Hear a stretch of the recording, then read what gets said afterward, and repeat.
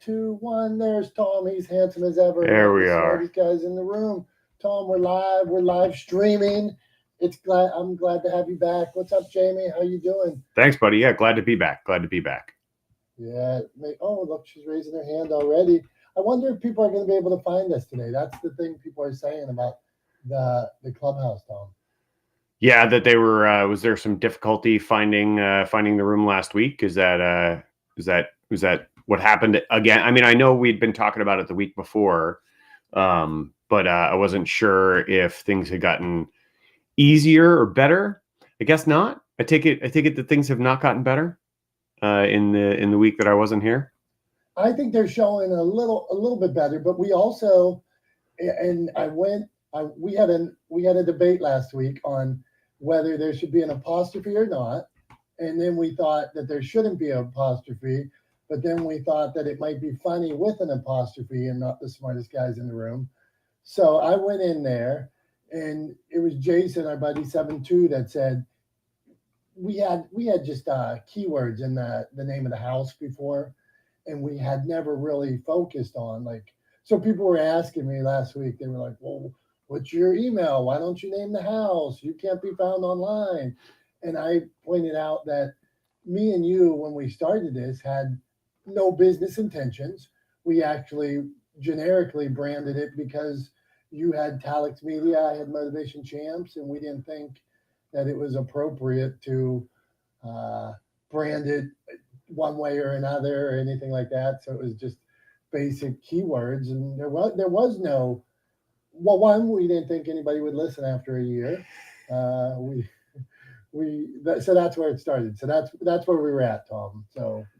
Yeah, I mean that's all very true. I mean, we definitely did not think anybody was going to listen. I apologize for looking away. I'm just pinging people so that maybe we're a little bit easier to find. But yeah, I mean, we definitely didn't expect people to continue to listen, show up every week. I don't know, indulge us to this extent. And it was 100%. I think we actually had the conversation where we specifically said that it was our intention at the time for this just to be a fun, like, side project, like that it was that we specifically had the intention of it not being a business venture, right? At the time that we first started doing it. And so, you know, a lot of what we did was kind of in keeping with that.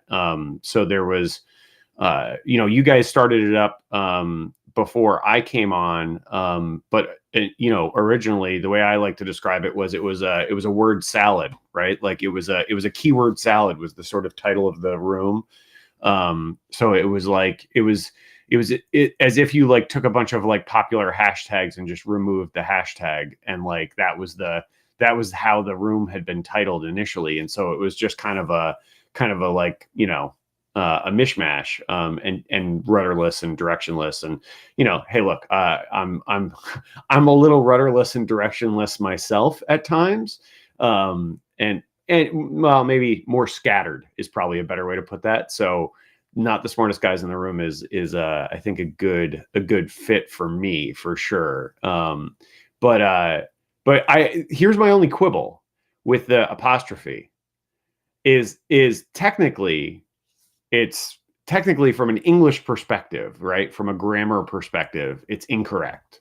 So why, what's the joke? What's the bit? What's the gag? Like, okay, why is it there? What did I miss?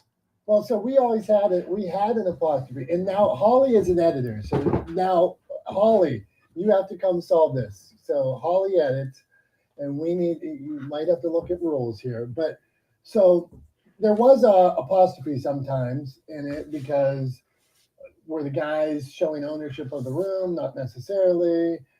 Then there's two guys. I think it should be guys apostrophe, but the guys don't own the room. So then that would be no apostrophe. But then the question, so when we had an apostrophe, then you can't hashtag it appropriately, because when you hashtag it, there would be no apostrophe. So Holly, we need you. Okay, Holly.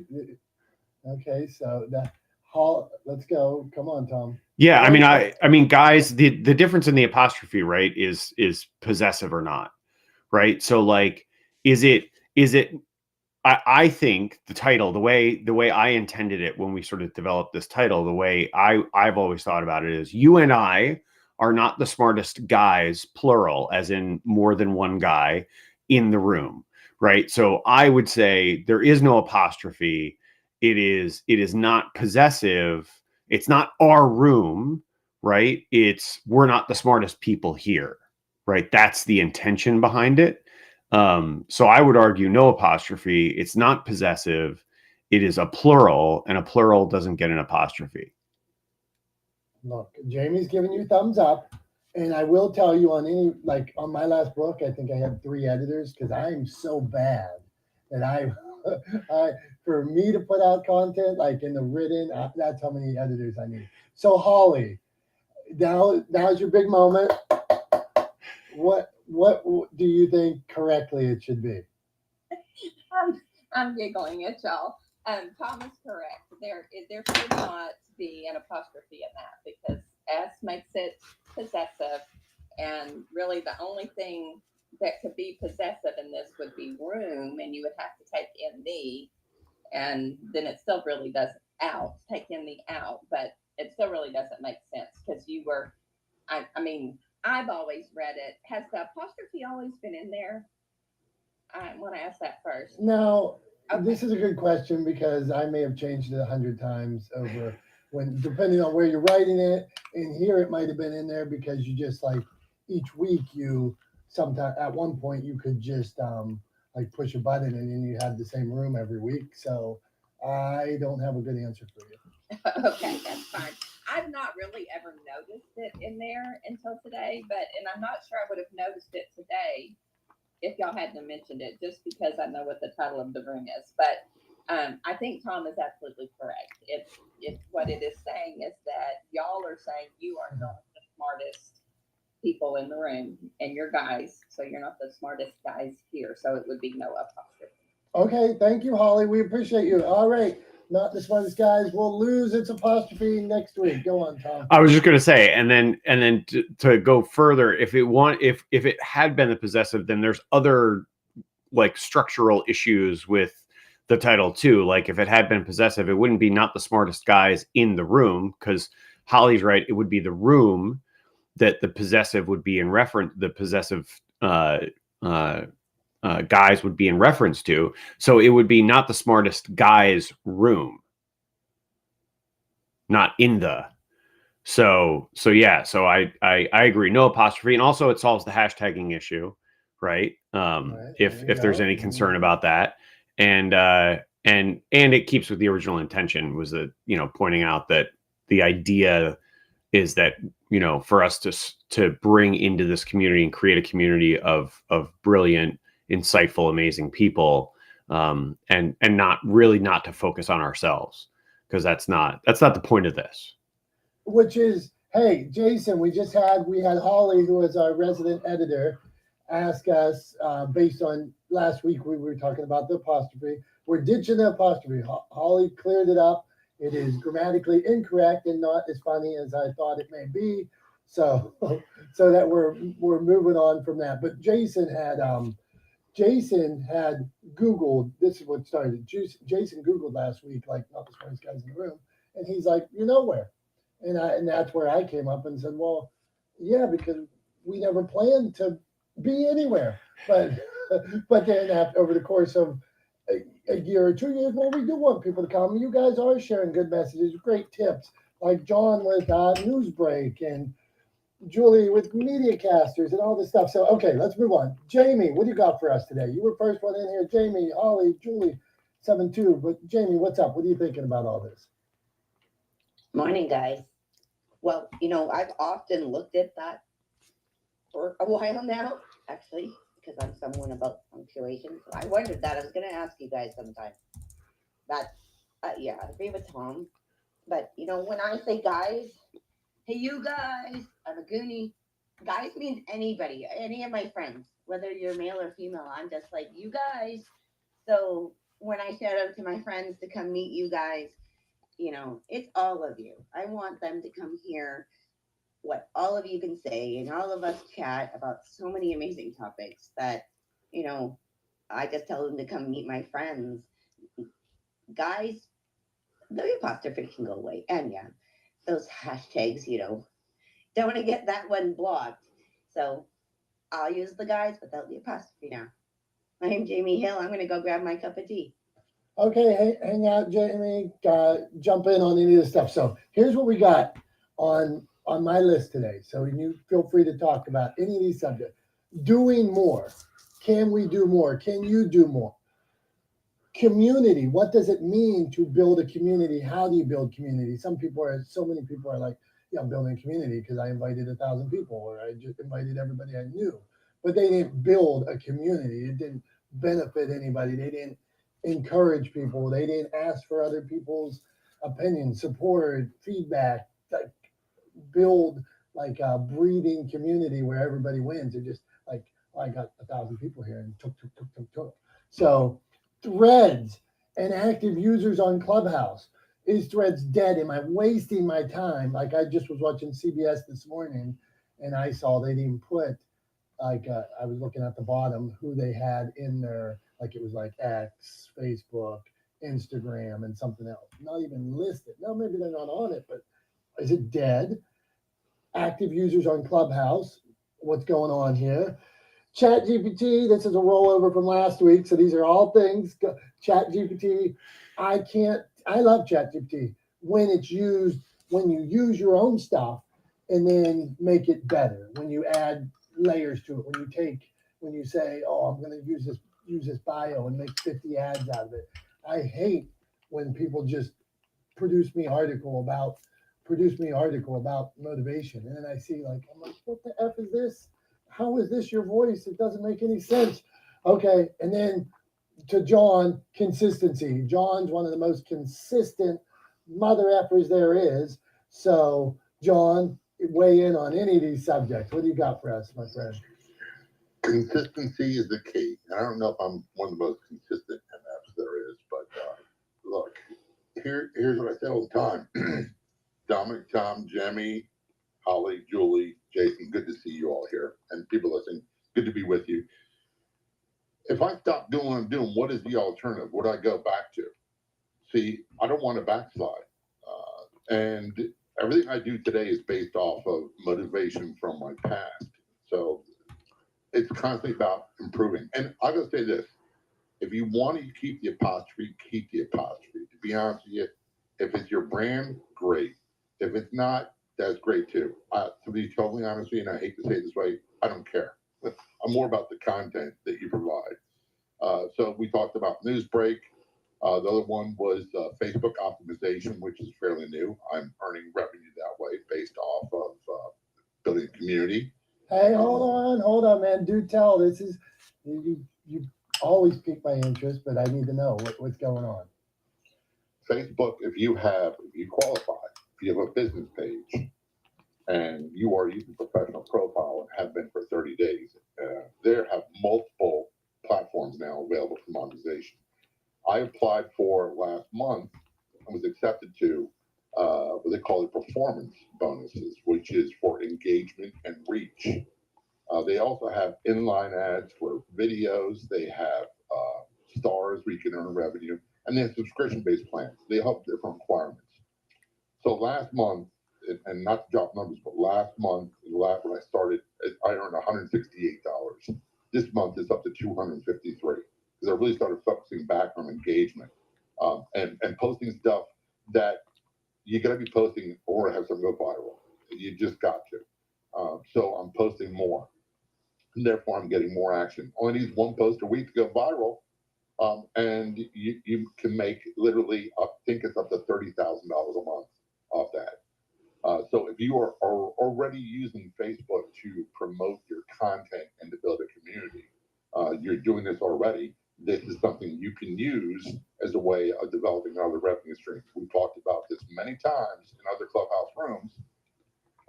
For example, podcasts. It's a lot easier to build a community on Facebook, a thriving community on Facebook, than it is to build a podcast audience. And it's a lot cheaper as well. Now you can earn revenue from doing just that. So if you haven't checked it out, check it out.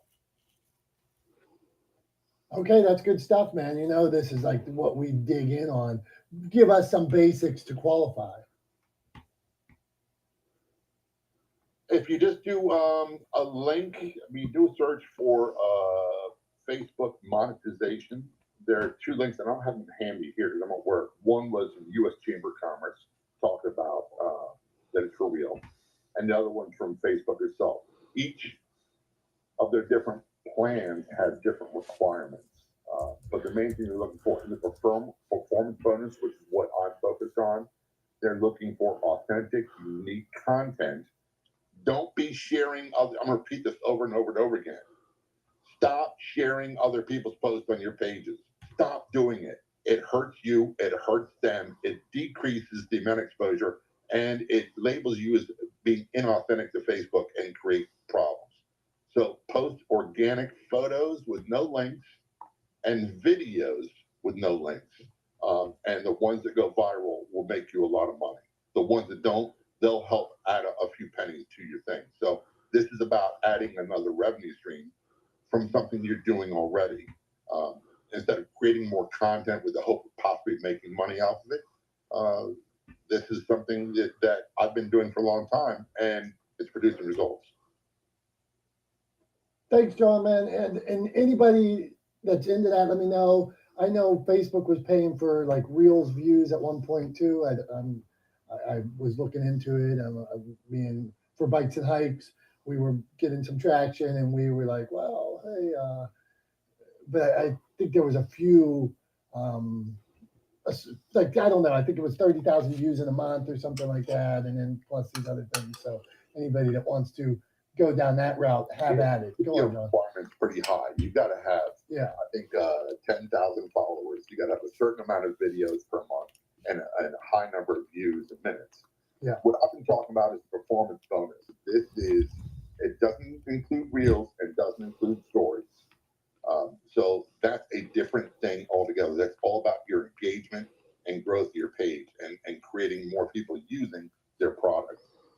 And that's the secret to growing a page. right. Thanks, brother. We always appreciate you. Tom, you got any wisdom on that? Where you've been too quiet. It's creeping me out. I don't have any. I'm definitely not the guy to give advice on how to monetize social media. I think, at the end of the day, like, look, if I guess here's what I would caution, right? John talks about, like, John was talking about the potential upside if you have a post really take off. Here's the thing, though, is despite the fact that there are lots of hacks, you know how I feel about that sort of term, right? But despite the fact that there are lots of people who are offering hacks or classes on how to go viral on social media, it is never something you should count on as part of your business plan, right? So as a way to get some income out of work you're already doing to build your brand and build community on social media, awesome, right? But don't count on a post. And I'm not saying this to suggest that this is what John was saying, because it's not. I don't believe that's what he was saying at all. But definitely don't count on a post going viral to make or break your month, because it's not going to happen that way. Right? Like that's not the way social media works. That's not the way the world works. It's like counting on the lottery to pay your electric bill. It's just not a good plan. I disagree to some extent, Tom. I agree with you 100%. If you're hoping to hit a grand slam, you're probably not going to. But in the past 4 months, I've had 2 posts go viral. One did 4.5 million people reached. Another one did 1.8 million people reached. Now, if I'm doing 18 a day on average, every day, 7 days a week for 4 months, that's a very low percentage. But again, this is about doing stuff that you're already doing and earning some compensation for it. And if you're posting a lot and you've got authentic stuff, you might have something that does really well.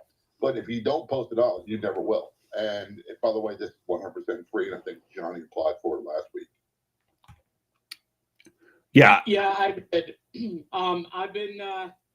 I've been singing Facebook songs since 2009, and so many people are sleeping on it. And John is absolutely right. It's something I'm already doing. I'm not doing any extra work. And now I'm getting paid for what I was already doing. Now, here's the thing. If you sign up for the performance bonuses and try to create material specifically to feed and specifically for that performance bonus, you're probably going to fail. So you need to be authentic. You need to be focused in on your audience and just keep doing what you're already doing, but sign up for the performance bonus, because if you do have something go viral, like I did last month, I had 4.5 million people see a post, and if they had rolled out this performance bonus a month earlier, I would have made a bunch of bank. But anyway, just it's to supplement what you're already doing on your business Facebook page. I'm Johnny. I'm done. Ta-da! Thank you, gentlemen. One thing I wanted to point out is to like John and Johnny's point, like these guys have so much content already that I love people with content. So the day they hit, and they will, eventually they'll go viral.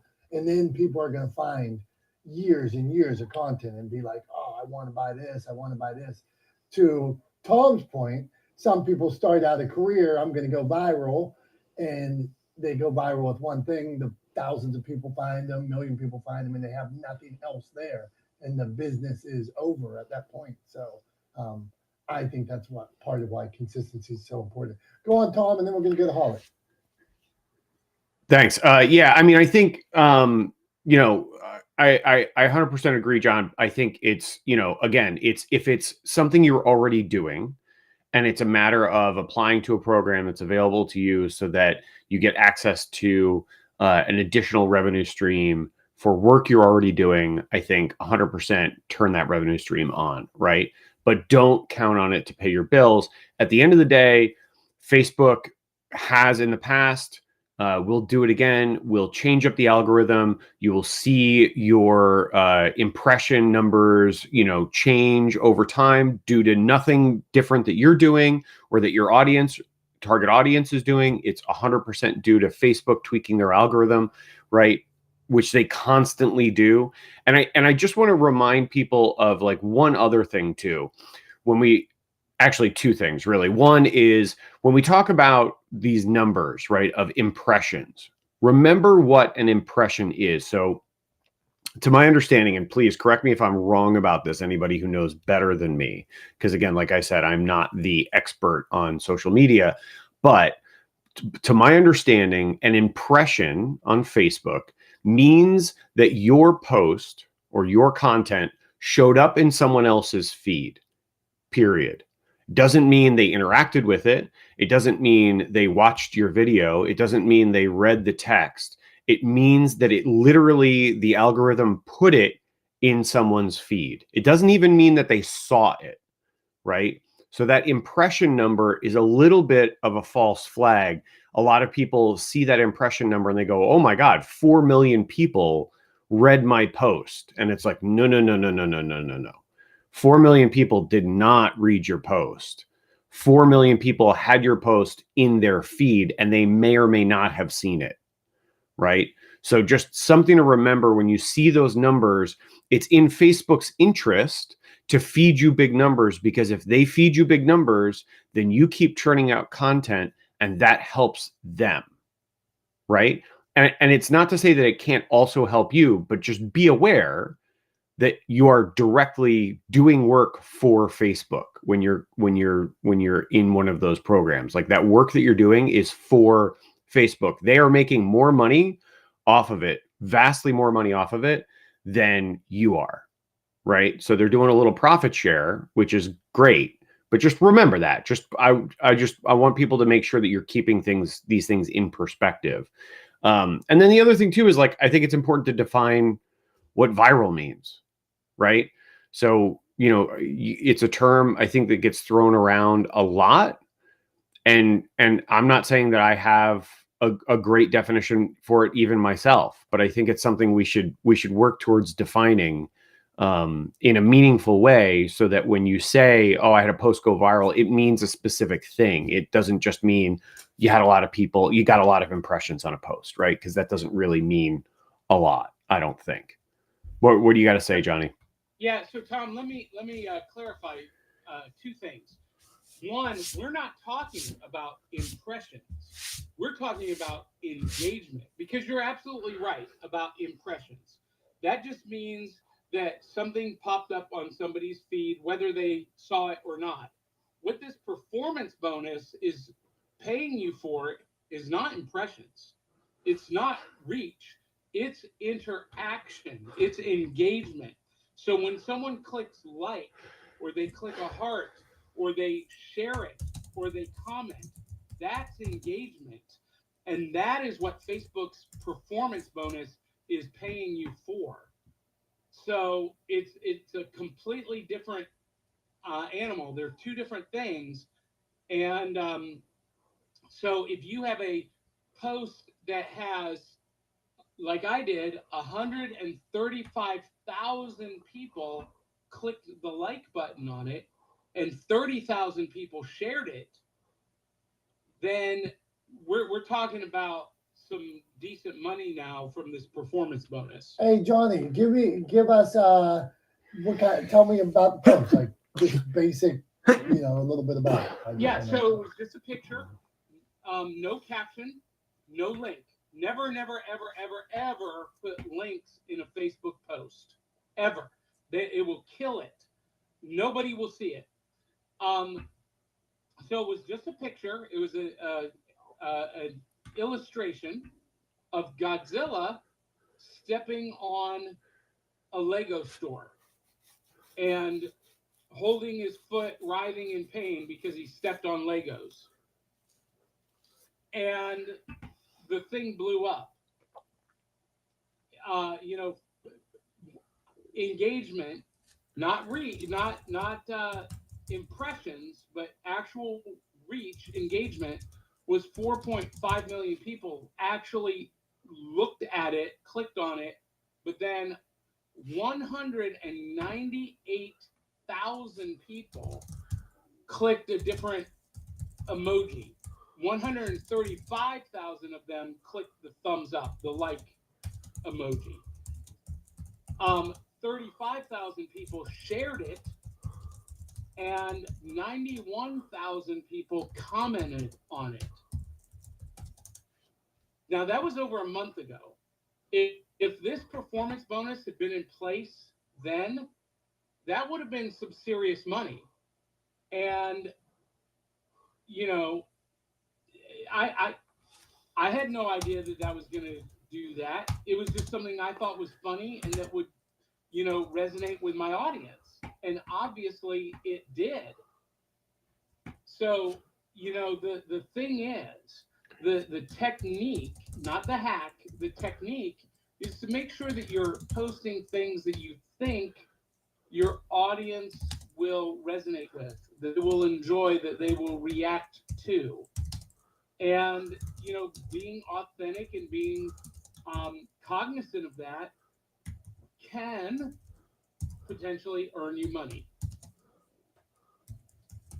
Johnny, thanks, brother. And I do think if we're all in this, like the roots of this page are, we believe that there's a lot of great ways to share a story, whether it's video, whether it's Facebook, whether it's, writing a book. So you want your story to be heard.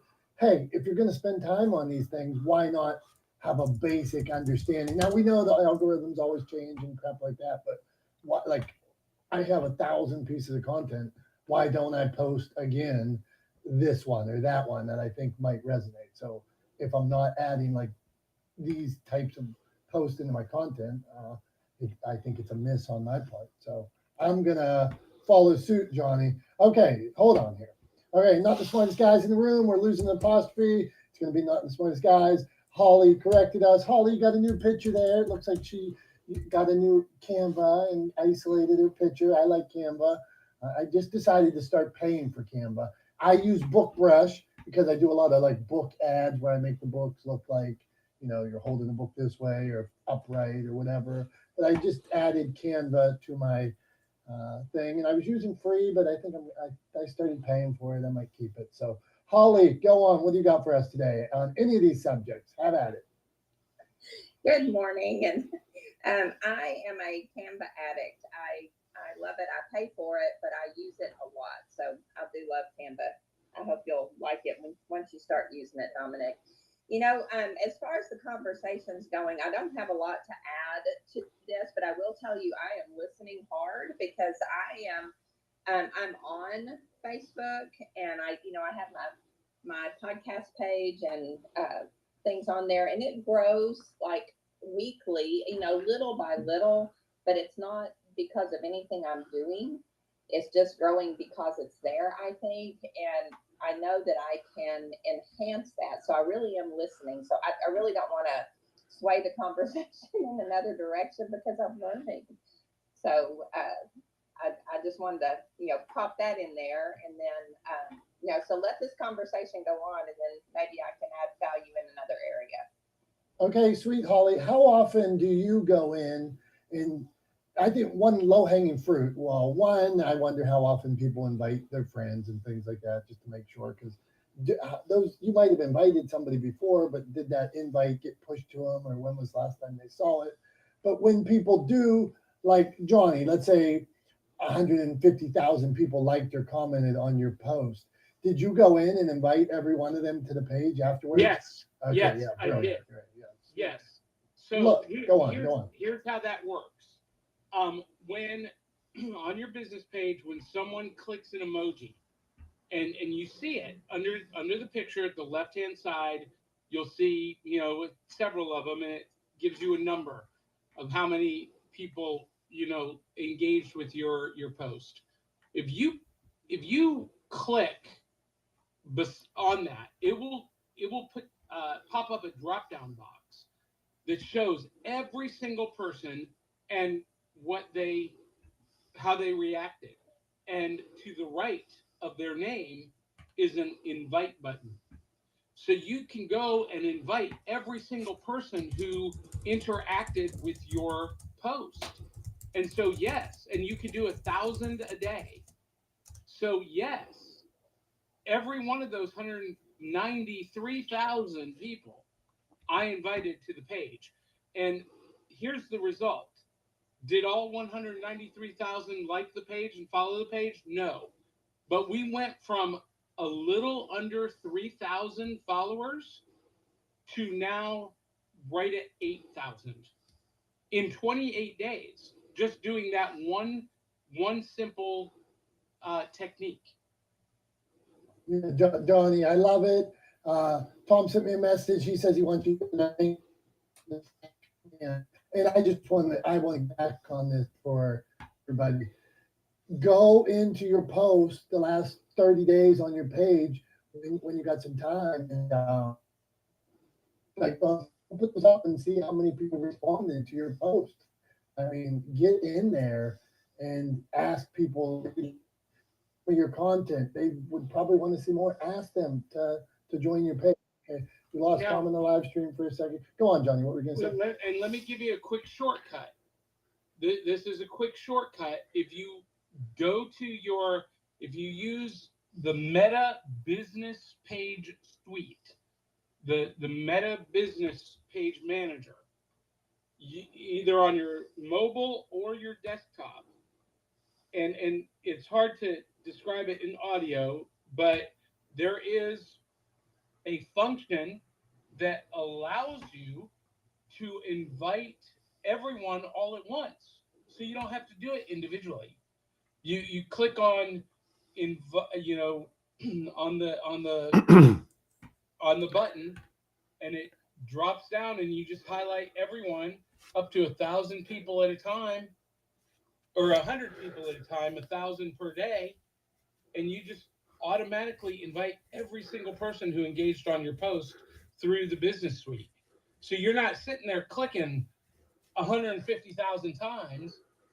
You're doing it, maybe 10 times. Yeah. I would say, I was just going to say, Johnny, like whenever I come into a situation like this where I'm trying to explain to somebody exactly how to do something like this, like via a less than ideal format, i.e. audio, like trying to explain to somebody how to do something on like the Meta business page, I usually turn around and go, you know what, actually just Google it. I'm sure somebody's made a video or there's instructions online that somebody's posted in a blog post or even on the FAQs on the Meta help page. So just Google it. If you want to select everybody and invite, 1,000 people at a time to follow your page, I would say just Google how to do that. But I think that's a great tip, Johnny, to rather than doing it one by one, there is that option. So Google how to do it, look it up and execute from there. But yeah, Johnny, please do. I don't know if, because I lost, we didn't, I want to take a second to correct Dom. We lost you from the live stream. I was here the whole time. Depressing. I didn't see you. I saw myself, but not you. I know. You disappeared from the live stream for a hot second. I was so proud when I thought you went off and I was still on. Sorry, buddy. Yeah, damn it. Sorry, buddy.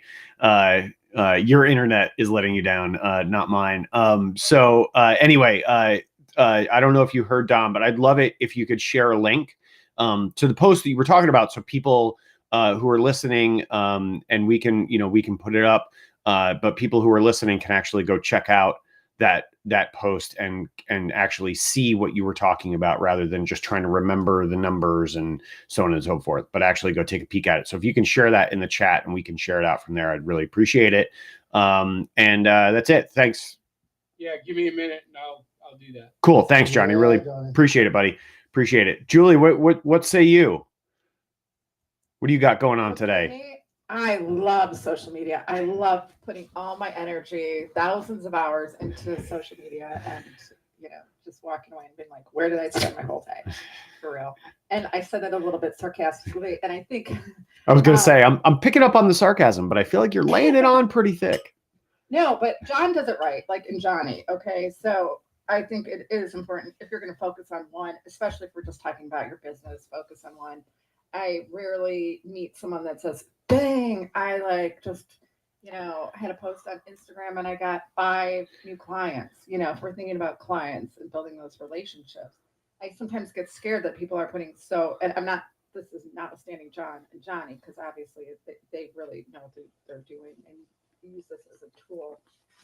But I'm hesitant. And also I find if we're talking about ROI, what builds our community? Yeah, Facebook's great if you are dedicated, like the 2 J's there. But I found amazing ROI in doing meetups and Patreon. So the conversion rate, if you will, is I'd rather spend my time doing things on that than just trying to figure out the algorithms. But I know I might get some pushback here. You guys go. Okay, give me pushback. Go on, Tom. I'm not going to push back. I'm gonna co-sign on that, Julie, in terms of like trying to figure out specifically that thing of like trying to crack the algorithm, which so many people claim to have done. Like, let me crack it for you right now. The algorithm is designed to keep people on the platform for as long as possible. Period. End of story. How it does that is a constant evolutionary process. They are perpetually tweaking, changing, adjusting. But at the end of the day, every social media platform's algorithm is designed to do the exact same thing, and that is to keep you on that platform for as long as humanly possible. Period. End of story. There we go. We cracked it. Hey, hold on, man. I got beef with you here, though. But yes, but if you're Julie or John or Johnny or you or anybody in this room that creates good content, well then let's play the game. I'm happy to let people see me screwing around on bikes or out talking and with hands raised in the air doing whatever. Why not? We know that the distribution platform wants that, so let's give them what they want. Do you know your ROI on all the social media you do use, Dom? Because you do great posts, and I'm not trying to diminish it, but Yeah. how many clients do you get clients just by showing yourself on a bike, or what is it? Yeah, Is it well, real? so Julie, I will be let's break this down. I love this conversation. So for me, I've spent 20 years in sales. I want to be top of the mind awareness. So my business model is 24/7. I am going to give you inspirational content 24/7. Dominick Domasky or Motivation Champ. That's 365 days a year. A like, a smile, a post. So when it comes to the day that you want to write a book, that I am in your vortex, that you've seen me, that you like me, that you trust me, that you know me. So I don't ask all the time, but I'm going to be there. So later on, if my authors put out books and things like that, it is a 24/7 model so that in Iowa and at midnight when somebody's looking on social media, we're there. Or when they're not on social media, Julie, they look behind me, like these books that you see if you're on the live stream, these books that are behind me on the side of them, they say Motivation Champ. So the authors out sharing their inspirational content are sharing things 24/7. So it is all just another touch point for You me. didn't answer my question though, Dominick Domasky. You did not Yeah, answer. the Do you know the like how many? Or and think about it. It's infinite. Every one of them has been touched by social media. But the ROI for your business, yeah, and that's great. I totally get that. But the ROI for your business, all the energy you're putting into these beautiful So I'm posts. telling you, it is 100% return. It's Okay. 1,000% return. Okay. Yeah, So, 1,000, maybe more. Tom, you set them straight, Tom. I got two things to say, and what I unfortunately, I'm sorry, Julie, but one of them is going to be kind of setting you straight. So sorry. Yay! In advance. I'm leaving. Quietly. Sorry in advance, but here's the thing. This is like a little bit of a pet peeve of mine, right? So I get asked all the time, right, in my business, what's the ROI on a video, right? What's the ROI on having an informational video on my website? What's the ROI? And it drives me absolutely insane because you cannot measure the ROI. There is not a direct ROI on marketing, right? It doesn't exist. It's not a thing. You can measure an ROI on sales, right? Where an interaction leads to direct revenue exchange, right? But that's not how marketing works, right? That's not even what marketing is designed to do. Marketing is not designed to sell directly, right? Marketing is designed to create opportunity to then generate sales, right? But it's a multi-step process, and you can't calculate a direct ROI unless you're putting out content that has a direct click to buy link in it, in which case I would say that's not marketing content, right? So that's sales. So I have and I think it's a common thing that I hear all the time from people is they want to know the ROI. Everything, they want to measure everything. They want to measure all of the things that are, quantifiable in a way that they can put them into a spreadsheet, right? They want a number, right? What's the cost? What's the return in revenue? How does this make sense on my balance sheet? And the truth is that while you can measure marketing performance, you can't measure it in terms of dollars and cents directly, right? You can look at trends over time and impact and correlations, but it's not a direct ROI, right? So I had to say something about it because it's a pet peeve that gets me all the time. And people fall into, and I think it's actually like sort of a bit of a trap that people fall into is they want to, we're sort of led to believe that you can measure a direct dollars and cents ROI on everything you do, and you should, right, for your business. And then people want to do that, and when they can't, they throw away good ideas and good marketing and good work because it doesn't have a dollar value attached to it. And I think that's a mistake, because at the end of the day, your marketing should be making your audience or your community feel good about your business, right? I would challenge you to say that's you Bring it building your on, brand. Joey. We were helping Oh you. God, I Let's- am like let's go. I'm shaking that. right now. I'm Go. shaking. Bring it on. In my boots. No, but I would argue that that's building your brand. Building your brand is different than marketing. And, you know, if you're hired as a marketer in a company, they are going to want to see the ROI because they want to know what the value of your marketing, you know, whether it's ads or whatever, they want to see the value they're expending and also what is coming in. So if it has to do with your brand, I just see it as two different things. Building your brand and branding and marketing are similar, but not the same. So, I mean, branding and marketing are related, but at the end of the day, if you're quoting, like if a company is asking you for a dollar amount, right?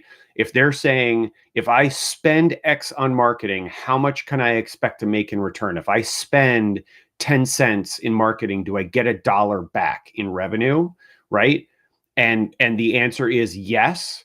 Right. Like, I'm sorry, but like, I call BS. That's not a real number. That's not a real metric. You can't actually measure that. Right. That's a guesstimate at best.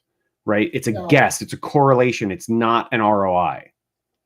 Can we can agree though on a campaign? Let's say I used to sell yellow book ads, and I'd say, okay, Mr. Tree Trimmer, you make $500 in profit when you cut down said tree. They had never had an advertisement in phone book or whatever. We put some, you could put unique number in the, same with Facebook ads. You can put a unique number in the Facebook ad. And so I know directly from like my Google ads or when I sold yellow book ads, I know this number came from this ad. So on a campaign, I can't, like a direct campaign, I can find an ROI and something like that directly. But okay. So I here, think you're talking about branding and building your brand on social media. No, I think. well, Versus you were like asking. actually doing a market. So maybe that's where, and I don't want to be the only one jumping in. I want someone else to tell Tommy's wrong. No, I'm just kidding. Go on. Hold Bring it on. Hold on, Jason, hold on. Jason, Wait, you guys No, gotta no, nail down the business plan. Come on now. I mean, you guys are arguing for the same cause is really what you're doing. And it just sounds like a pissing contest. No offense, but Oh my God, I've never done that sort of thing. Okay, clarify here. So one, we're just talking about marketing, branding. There's no pissing contest. And it is all beneficial that we learn and know. And so regardless of like an overall campaign, well, could you know, could you not know? I don't know. My argument or counterpoint was when I sold yellow page ads or in my Google ads, when they use a identifiable number, I know that yellow page ad or that Google ad brought in that call at that point, and then that call translates to however much profit was on my sale. So when I sold yellow page ads back in the day, we'd say, oh, Mr. So-and-so, how many calls does it take to get a job? He'd say 3 calls. Okay. Then he'd say, well, I make $500 a call once I close the deal. So we knew he needed 3 calls to make $500. That whatever size ad he got, well, this business card ad brought in on average 12 calls. He would get 4 jobs from that if it was 3. So that was a direct ROI. but how do you know that the call came from that ad? Well, this is what I'm saying is you can put unique numbers in the call in the phone. Like with Google Ads gives me a unique number, so it is not the normal phone number. So I see that they went through the Google ad, and the same you could do with the yellow page ad. It is you're using a fictitious phone number that is only listed in one of those 2 places. Okay, so most likely it came from that ad. It would be very odd. Same to like Tom's or let's say Amazon affiliates who I love. Amazon affiliates, you guys don't like. I'm telling you, you're missing the boat. Amazon affiliates, I share a link. It shows me when something was bought through that link. It's clear as day. Right. So, that is, but like, but so so here's my argument where like the data gets muddy, right? And this is my problem with it is everybody treats it as if like the data is very clean, and it's not. The data gets muddy because that number was unique to that ad. So you know that somebody got the number originally from that ad, but you don't know that the person calling got the number from that ad. That's fair. Fair. Okay, let's go. Fair enough. We're moving on. We're making people mad. We're in the weeds. First, we got in the weeds about Meta. I use Meta. I don't love Meta. I know I need to use Meta, but I go away from Meta because it's so complex. I'm sorry, Johnny. I run 20 pages, but I go on. Here's the thing. Do what works for you. For me, like I signed up for Amazon affiliates. I've got an Amazon Live Creator account. I've not made a penny off of Amazon affiliates, and I've worked it. You got to work it. Whatever you choose to do, you got to work it. And I worked it. It didn't do anything for me, so I went back to what was working for me. I'll try anything for a while, but at some point you just got to focus on what works for you. And if you know, for me, Facebook is where it's at. That's where my audience is. That's where they live. That's where I'm selling tickets to live shows. And so that's what the platform that I work. For Julie, Meetup is doing great things. And I love that, by the way, Julie. I want to learn your Meetup technique, because when I try to do host meetups, nobody shows up. I'm not good at using Meetup, but Meetup and Patreon works for her. Invest your time and energy into what works. So that's all I got to say. Okay, now let's roll. Jason, you're ready. Come out with piss and vinegar. We're ready for you. Set some people in place. How about that for setting the table for you? Go on, man. Hey, look, all I want to say is you guys are very intelligent people and you've got a lot to offer. And if it's all this stuff is not working for business, that's what you're doing. We make content and it is a business at the end of the day. It may be a hobby at first, but where you guys are at, it's a business. Now, something to go way back in the conversation, when I said, hey, last week, when I Googled you guys, you didn't come up. You didn't come up very easy. And I did a couple different searches. I know you guys didn't intend this, but just by changing a few things, don't change the apostrophe S. And here's why. Because when you just put not the smartest guys, apostrophe S, your YouTubes come right up. They're at the top of the screen, right? It says videos. And then when you go into the search results, then it goes into like Forbes, into somebody's article. So you guys basically have a radio show really going on Clubhouse, but people are picking up on it. Then I started looking on, according to vidIQ, who's telling me your search score, it's out of 29, but are you guys intending to do that? No. But could you make a profitable business from your show? Yes, you could.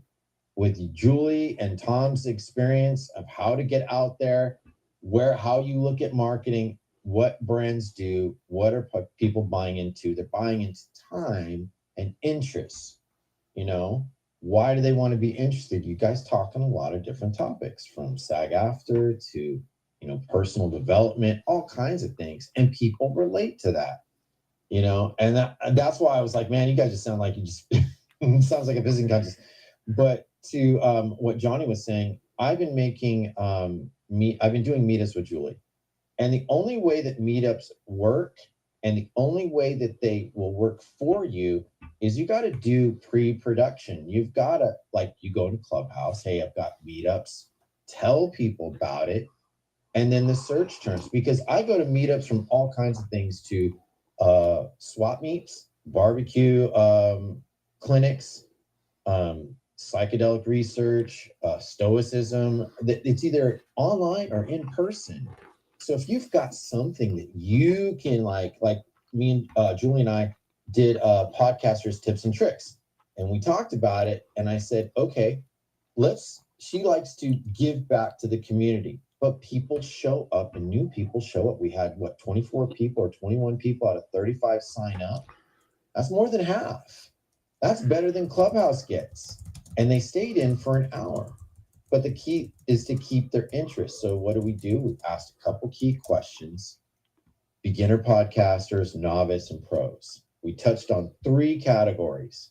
And those 3 categories want to come back. We asked them what they're interested in. Now we have some information to go back into the next one. So if you're going to do a meetup, do initial, sign up as many people, talk to people personally. Hey, would you come for an hour or 30 minutes of my meetup? It will grow your business, and you can draw. It's like, hey, donate to the media casters, subscribe to it. That is a business. Make money to fund your business, to get what you want out of it. Have an idea what you want out of all this. Because if you don't, then it's just you're just like kind of want to talk to people. And then people don't really take you that seriously. But for you guys, I think you guys have a great product. You're friends.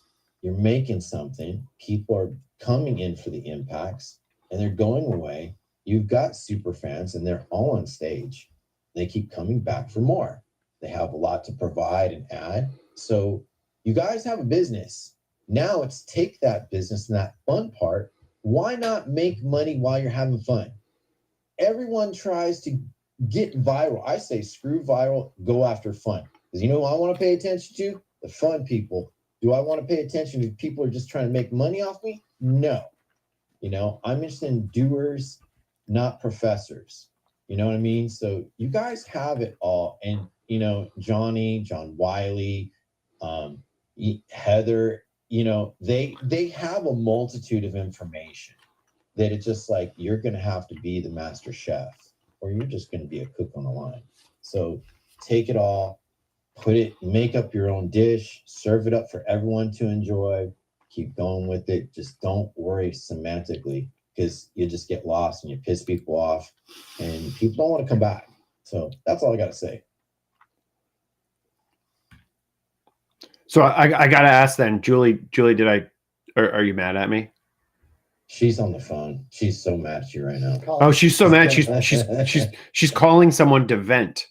That's what's happening right now. She's talking on her phone to her girlfriend saying, I'm so mad at Tom. He's hurt me. He's really hurt me. And I'm going to go off on him as soon as I get off of the phone right now.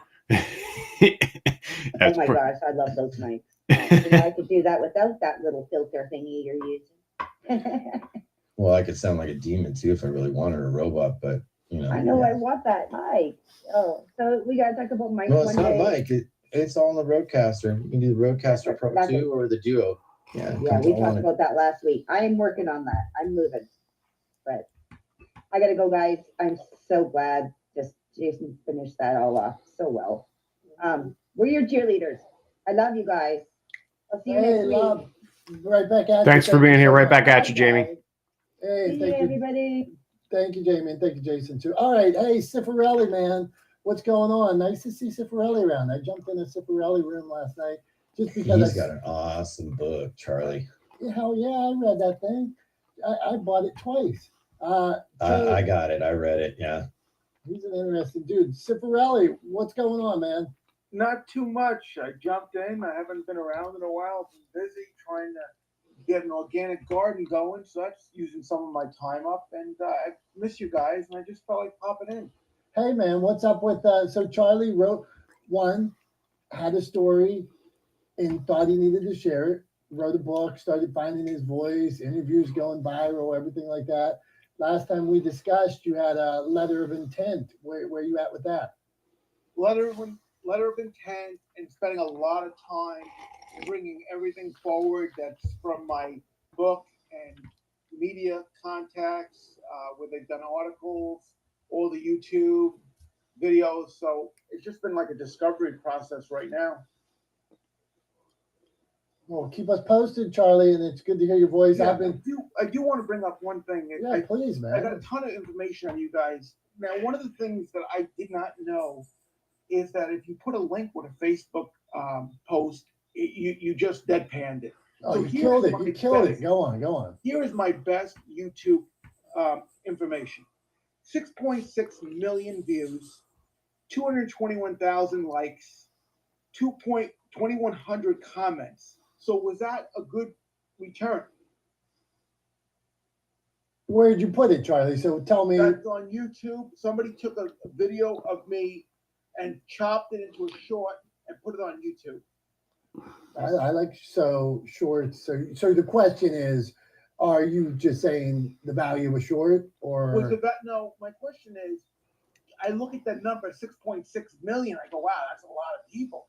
But did it really pan out to get a lot of interaction with 221,000 likes, with 6.6 million views? I would guess the question is, one, whose page was it on? Did their page increase because of it? Was it on your own page? Like let's say Charlie, if you had a YouTube channel, I wonder if you could put that same video on your YouTube channel. Let's say you started that YouTube channel. Do you have a YouTube channel, Charlie? I do. I don't do much with it, but I do. Okay. I do it.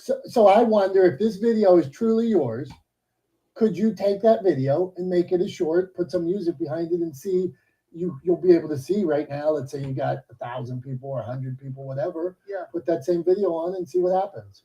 Yeah, it's pretty interesting stuff. I got to tell you guys, as I wrap this up, I put a ton of time in TikTok. I'm just kind of hooked on TikTok, and I kind of know how the algorithm works with that.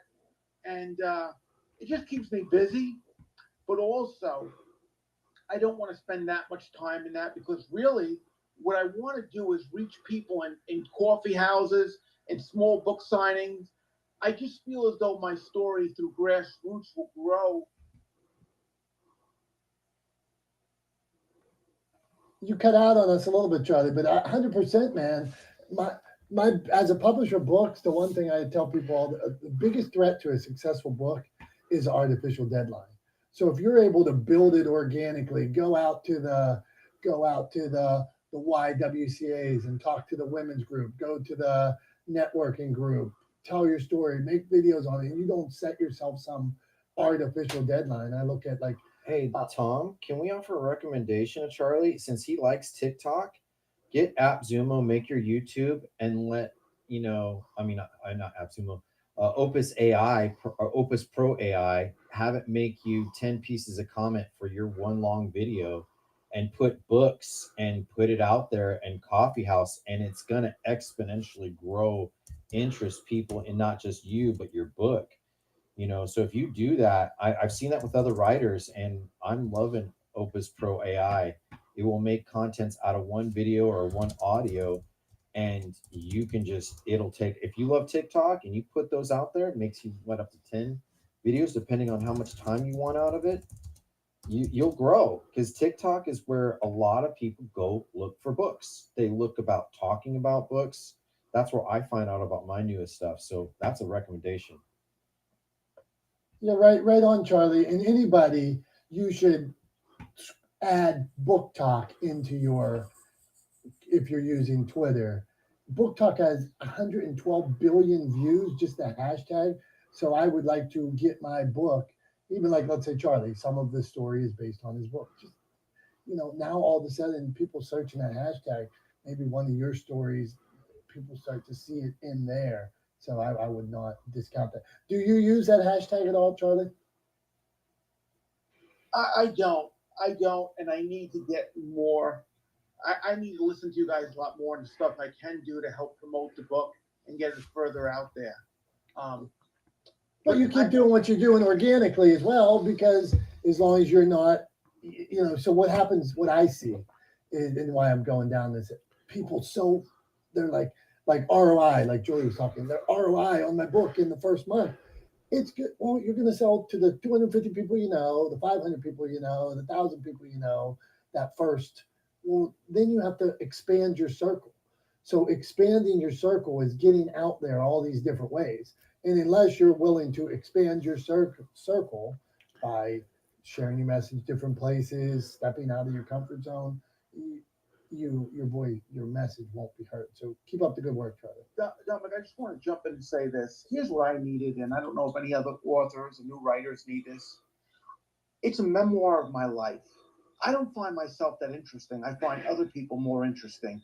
So I put it out there. And I kind of like a beta tester to see what the general public thought of this book. And now I have enough confidence to really start pushing it, because I believe there's something in that book for everybody.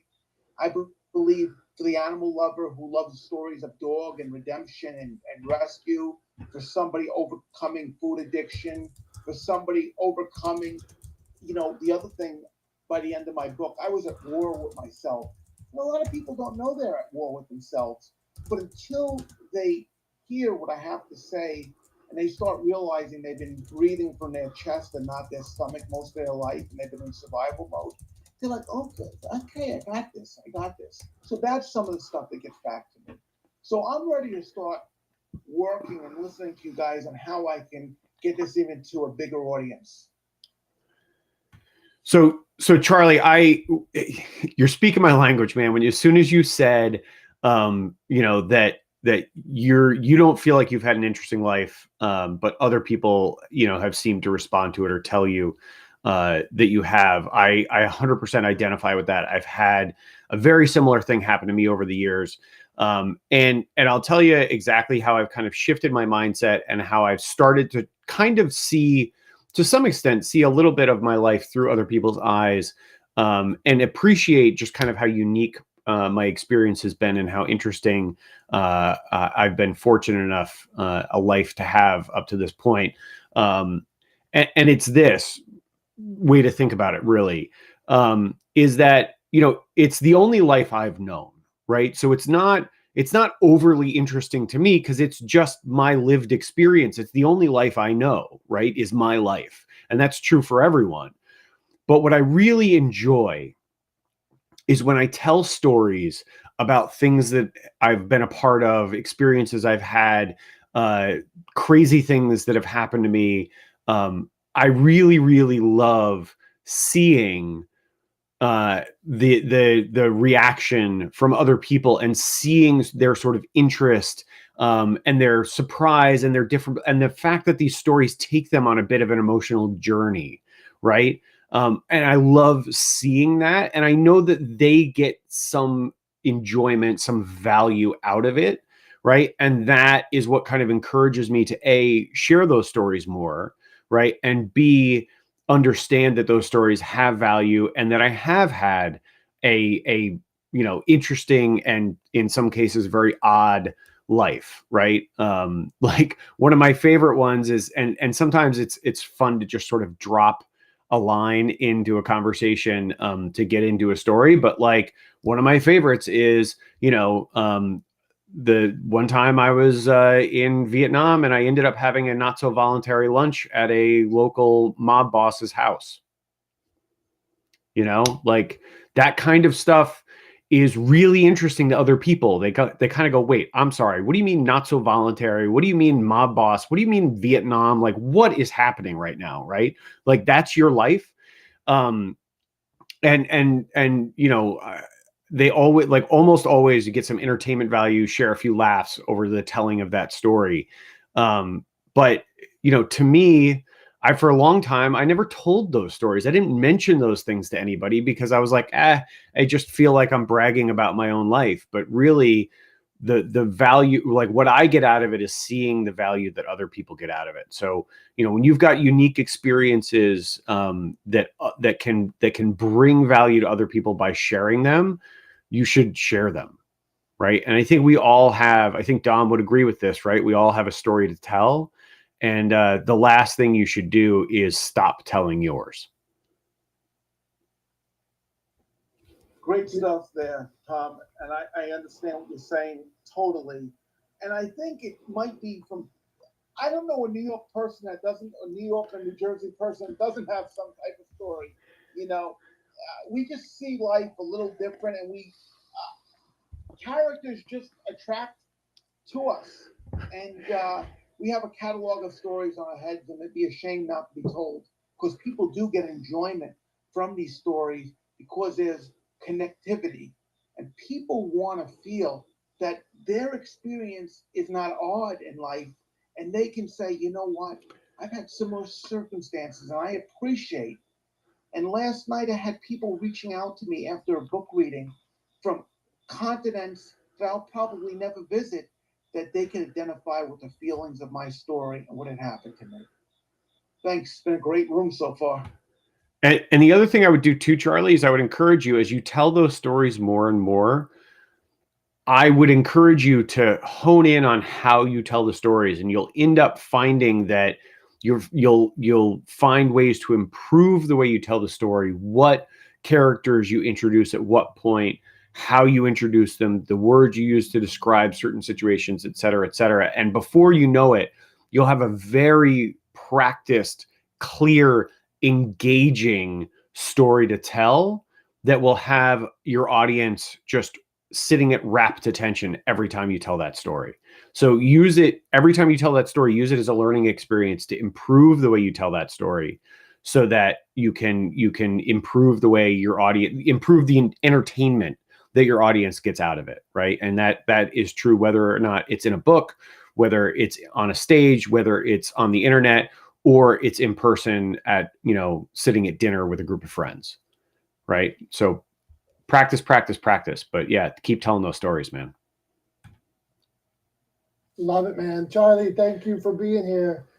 It's so poignant to just each time you tell it, you're getting better. You're practicing, tweaking those words little by little. Even a social post, you have to get comfortable sharing that story, sharing it when somebody interrupts you, sharing it when somebody in the back of the room isn't paying attention, sharing it to people you've known all your life, sharing it to doctors, sharing it to the garbage man, sharing it to the kids. Like, how does it, like Tom saying, what do I need to change here? What am I missing? Like, I remember up on a stage one time and I told a story about throwing chicken wings out of the window. And it was a story about me and my cousin. We were working landscaping, and it was, in my mind, it was a story about just, no matter, we were snowplowing for like 40 straight hours or 20 straight hours, something like that. And we stopped and we're eating chicken wings while we're riding, and like big storm, enjoying the moment, right? Now we're throwing them out the window. I told this at the wrong function one time, and people looked at me like I was a complete moron. They're like, what? Who would throw chicken wings out of a window? You're a scumbag. Wrong place. I needed to practice message and find the right place. Maybe there is no right place for that story, but yeah, go on. Okay, Tom, it is time for show and tell. You ready? Oh, I love it. My favorite time on Wednesday morning, show and tell with Dom. I love it. I'm going to keep it simple today and just go to two things here. One, Lou Albano, greatest manager in wrestling history. He managed the British Bulldog. But up on my shelf here is my favorite. And if you don't know what these are, this is a terrible towel. Even hanging it upside down is wrong. This is a terrible towel. That's what we wave at Steeler games. There's a good. This one here comes from. I have a bunch of them, but this is my favorite one. You can see it's a little discolored. This is from 1995, when I was at an AFC Championship game. This is right when we went to the Super Bowl. And the story that I tell, that I believe to this day, I don't know if I was inebriated or something, but after the other team threw a Hail Mary, which is a long pass at the end of the game, they dropped it in the end zone. We were confetti rained, and the next thing I know, I was about a mile away, carried out of the stadium, and still had this terrible towel. So that's how I remember it. I don't know what happened in between, but this is my favorite lucky terrible towel. So that's show and tell for today. How's that? I like it. I think, it's funny. I played sports. I've always been, always really loved being active. Even when I wasn't active for a long time, I always loved it. But I never really became a huge sports fan. And I've always been a little jealous of people that have like a sincere devotion to a team, right? I've always been a little bit jealous of that because it's something I've never had. So I think it's really cool, like your devotion to the Steelers, kind of through thick and thin, whether they're doing well or they're not, you're always there cheering them on. I think that's cool. And fun fact, Captain Lou Albano, who anybody who ever followed wrestling knows, passed away a number of years ago. He actually lived in the town right next to where I live now. And his son still lives there and is active there in the town. I think he was on the town board for a while. But yeah, the Albanos live about 20 minutes from my house in the town next to where I live now. So I live in a town called Kent, and they live in the town of Carmel, and the towns are right next to each other in Putnam County in New York. Is that So in Washington? Oh, that's New York. Oh, yeah, sorry. Putnam County in New York. So that's Captain Lou Albano. When he retired to Carmel, and that's where he lived until he passed away. So yeah, a little fun fact. Well, Tom, unofficially, I'd like to invite you to be a fan of the New York Giants football team, and that way you can be, a part of that team thing that you've wanted. So we unofficially, as an ambassador, we can invite you to the Giants. Go Bird. Yeah, come on. Okay. I have followed the Giants before, and I have been, I played football. I love football. It's one of those things. I can't. Whatever the thing is that makes somebody a diehard fan of any sport, I just don't have it. Come on, let me tell you. So number one, I was dweeby and super skinny and looked like ET back in the day. So I was on the team and like junior high and just got like beat up and dragged through the mud. But the thing that it's 60. So I waited about 20 years to be a season ticket holder. I put my name in like when I was in college and thought maybe someday, that's how long it takes to get season tickets. I thought maybe someday they'll call my name and maybe I'll have money, which I don't, but they did call my name. But anyway, the thought is that 60,000 people all cheering for the same thing, maybe when you were that loud and screaming and you can almost feel the intensity and you almost can cut it with a knife, and thinking that maybe that 60,000 people cheering had some impact that made that guy snap the ball early or jump off sides or something, thinking you're a bigger impact than something bigger. I think that's what it is. So that you got to come to this deal. Okay, come on. I mean, it's tribalism. It's tribalism, right? Is essentially what it is, right? From a psychological perspective, I don't know. It is. It's a sense of belonging to a larger group, right? It's tribalism. And I'm not saying that is a bad thing. I'm just saying that's what it is, right? We're social creatures, and we want to feel like we belong, or we want to belong to a social group with a hierarchy that we're all a part of, right? And that's why tribalism works, for better or worse, right? I think a better expression of it is, cheering for a sports team. Obviously, there are bad expressions of it we've seen through sort of, politics and other movements around the world throughout time. But I think, it's a relatively benign, or positive, version of it, but it's tribalism is what it is, right? All right. It could be, but are you having fun? That's where sports fanatics are. Are you having fun watching your boys play the game? That's right. All it comes down to. All right, Johnny, then we're going to Heather. And Heather's going to get us back on track with algorithm talk and all that, and then Tom's going to wrap us up. Johnny, what do you got? First of all, I've got to take issue with you, Dom, about Captain Lou Albano being the best pro wrestling manager of all time. Who you got? Come on. That title belongs to Bobby the Brain Heenan. I'm just saying. But, Bobby's good. But it's fascinating that you brought up sports and the 60,000 people cheering. And I like Tom's analogy that it's tribalism. I've studied this phenomenon for years because I am not a sports fan, and I don't understand people's devotion to sports and teams, and I just don't get it. I think football games need to have more choreographed musical numbers to make it enjoyable for me. But that's just me. But here's what I've really tried to figure out is how, as storytellers, entertainers, broadcasters, how can we tap into that same phenomenon? How can we turn our audience into that stark raving tribe, stark raving fans that are cheering and they can't wait for the next thing to happen? Because I've gone to football games. I've gone to see the Tennessee Titans play with my son because he loves football and he loves the Titans. And you know what the game is?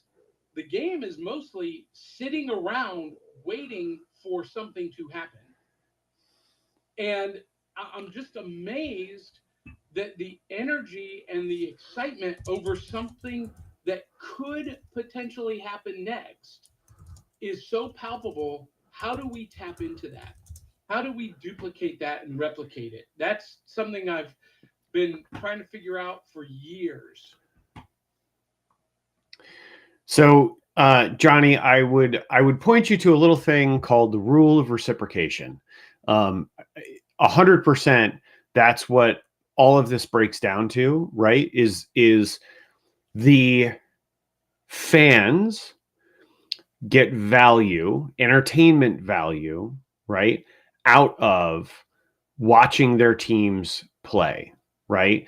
And all you have to do is watch the face of a fan watching a game to know that they are getting value out of it. They are going on an emotional journey during the course of that game. There are highs, there are lows. They're having, they're getting, endorphin rushes. They're getting cortisol bumps, right? They are stressed. They are happy. They are sad. They are disappointed. They are excited, right? All of these things happen, right? All of this neurochemistry feeds into an overall sense of coming away from a game, even if your team lost, even if it was incredibly disappointing for your team, you still are glad you went to the game, right? You're glad you were in the stadium. If you're a fan, you're glad you were in the stadium. You're glad you went to the game. You're glad you were there to be a part of it. That value is why people will spend crazy money on season tickets, right? Why they will devote entire weekends, right? Tailgating, literally entire weekends tailgating to watch a 4-hour game, right? Why they will spend thousands of dollars, if not tens of thousands of dollars over the course of a football season to tailgate, travel with the team to go to games, going to home games, having season tickets, etc. All of these things is because of the immense value they get in entertainment and emotional satisfaction from going to those games, right? So it really all boils down to delivering value for the audience. And if you look at the way the NFL structures things, especially in the stadium, right? The way everything is structured. It's structured to make sure that the teams get an incredible amount of, or that the audience gets an incredible amount of enjoyment out of going to the stadium, right? So that they will keep coming back for more and they will continue to spend money and support that team, right?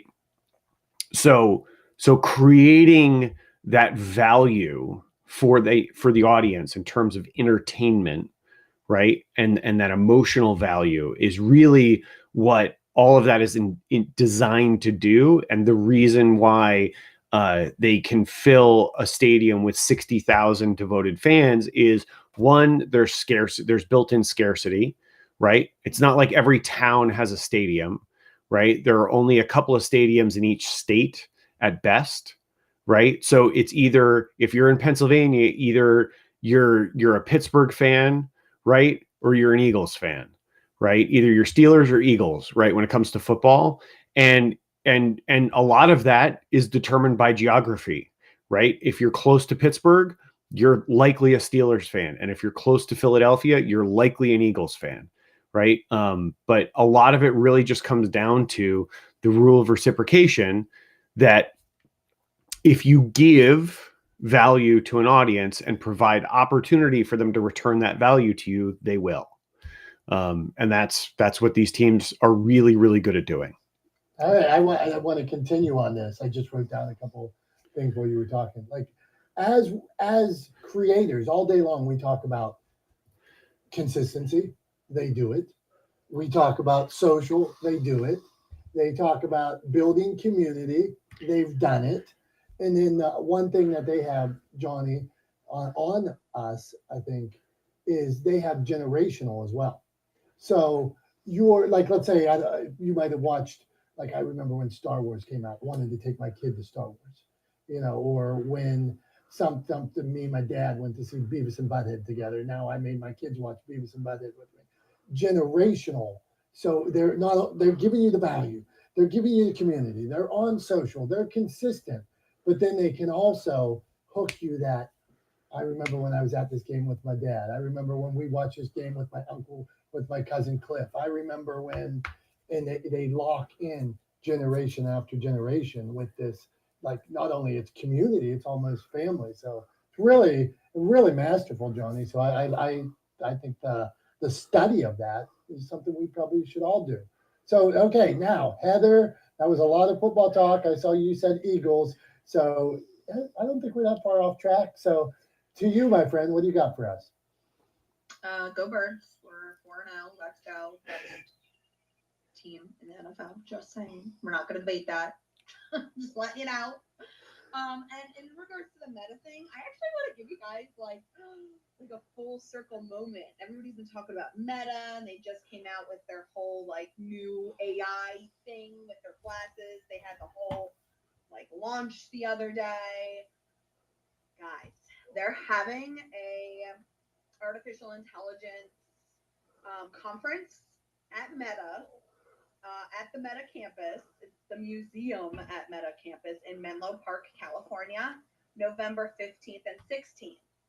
Now, the conference is called Buildings AI, and it is exploring the impact of artificial intelligence on the built environment, meaning like, office buildings and like literally campuses, right? And that's why it's being held at Meta.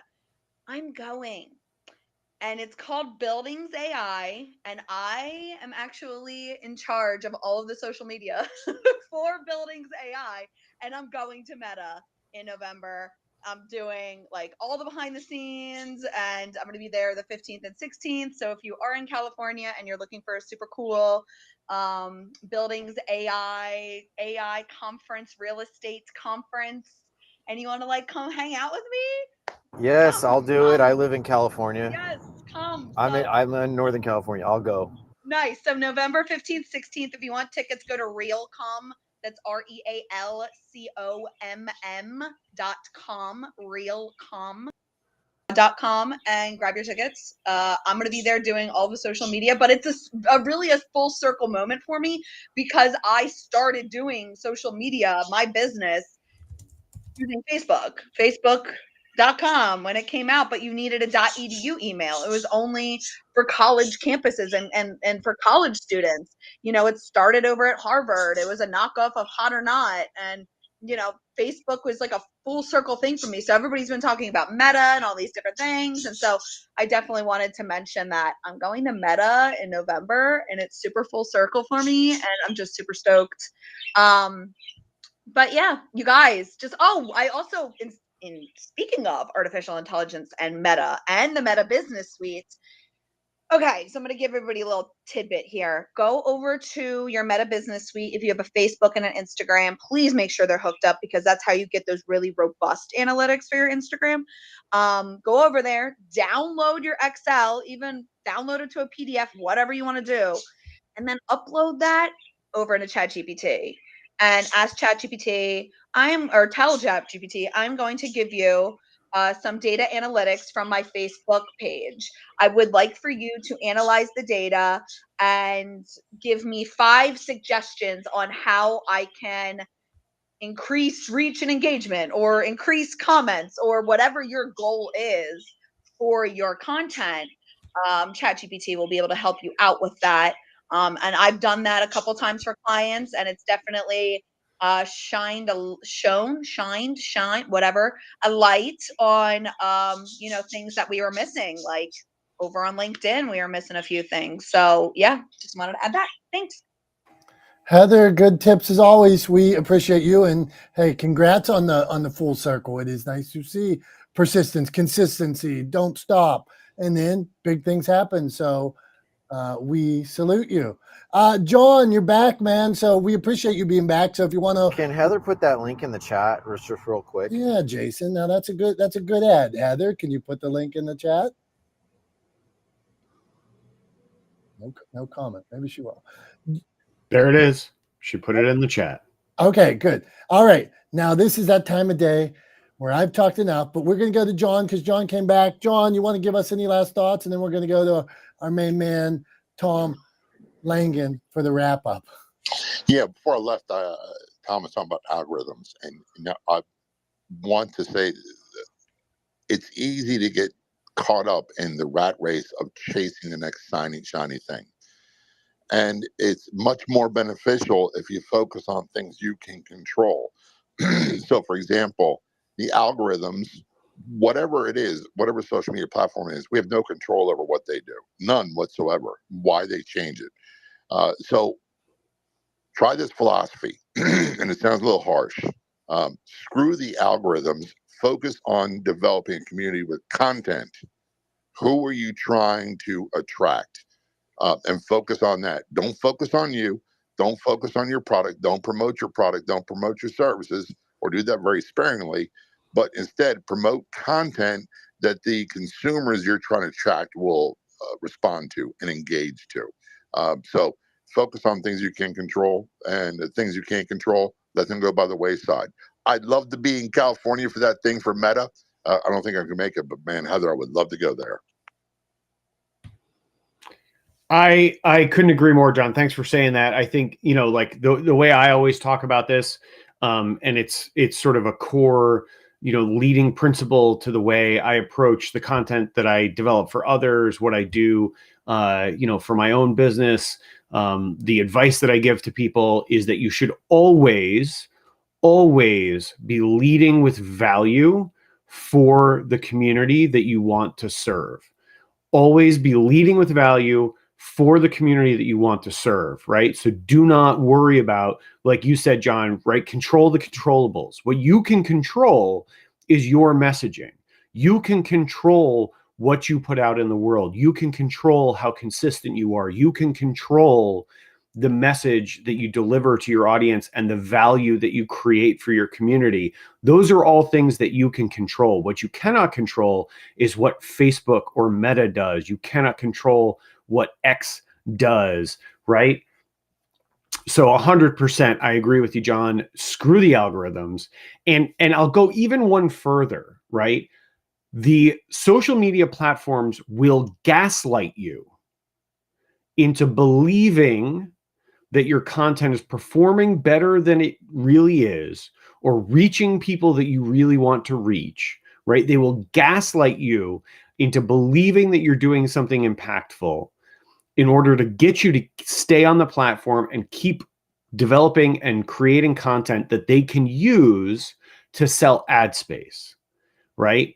So that is like, and the numbers I was talking about earlier with impressions is a really clear example of how platforms will gaslight you into believing that your posts, that you've cracked the code, right? They will feed you these big numbers that make you want to keep doing what you're doing, right? They will feed you these huge interaction numbers, right? And not even interaction numbers, impression numbers really is the one that they overinflate the most. But even views, if most the argument is, and most social media platforms are entirely closed lip about this, they're not transparent at all when it comes to how many seconds of a video being watched actually constitutes a view. But in most cases, it's like somewhere between 5 and 10 seconds are sort of the best guesstimates of how long somebody has to watch a video before you get a click on that view count.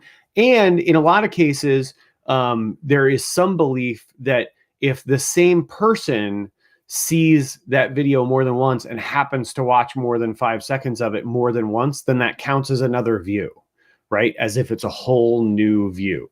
So you can get these crazy view numbers that where maybe no one has actually watched your entire video, right? But it seems like they did because you've got, 1 million views on a video, but in reality, you could have 10 people that actually watched the whole thing. You could have 1 million impressions, but only one person actually read everything you wrote on your post. So social media platforms will gaslight you into believing that what you're doing is having a greater impact than it is, simply to keep you on the platform. And that gets me to the thing I want to close with is remember that on some level, in a lot of cases, the interests of the social media platform and the interests of you as a small business owner using that platform are in direct competition with each other. The platform wants you and everybody that follows your page to stay on their platform for as long as possible and spend as much time there as they can get you to spend, right? And you, in most cases, if you want to convert, right, that following, that audience into sales, right? If you want to use that community to support your business, you have to get them off of the platform to do it, right? You're not selling, in most cases, you're not selling directly on or through the platform. So you have to get them to move off the platform to actually convert some revenue out of that community, right? And so those interests are in direct competition. They want your people, you and all of your followers, to stay on the platform, and you want your followers to go with you off the platform so that they can support your business, right? So just remember that a lot of what Facebook and other social media platforms do at the end of the day, right? And I'm not saying you can't use these tools to your advantage. I just want people to be aware and to be and to have in the back of their minds an understanding that Facebook or Instagram or LinkedIn or X or any of these platforms, they are not there to help you. They're there to generate revenue as a business, right? And you have to always understand that interest always supersedes any interest of the customers, right? Any interest of the users of that platform. There's a reason why it's free, and it's because your time, attention, and the content you create for them is commoditized, right? So just always have that in the back of your mind. And you can use them to your advantage, right? But just be aware of what the real relationship is that exists there, right? Facebook is not there to help you. Facebook is there to make money, period, end of story, right? You can use it to your advantage, but Facebook doesn't care about you. Sorry. Hate to break it to you, but I'm pretty sure that if I went up and I said, hey, Mark Zuckerberg, I'm a Facebook user, he would say, great, who is this guy? Get him away from me, right? So anyway, that's all I got for today. We'll leave it at that. Just be aware, right? And as John said, control the controllables and absolutely screw the algorithm, right? So that's all I got for today. Thanks so much for being here, guys. We really appreciate you. We love you. You guys are the reason why we do this every Wednesday.